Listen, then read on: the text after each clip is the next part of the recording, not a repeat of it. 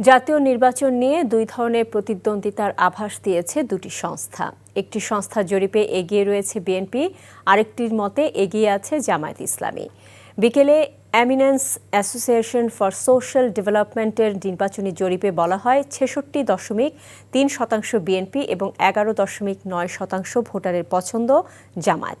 এদিকে international institute of law and ডিপ্লোম্যাসির উদ্যোগে প্রজেকশন বিডি এবং জাগরণের সহযোগিতায় পরিচালিত জরিপে বলা হয় ১০৫টিতে জামায়াত এবং ১০১টিতে বিএনপি এগিয়ে রয়েছে।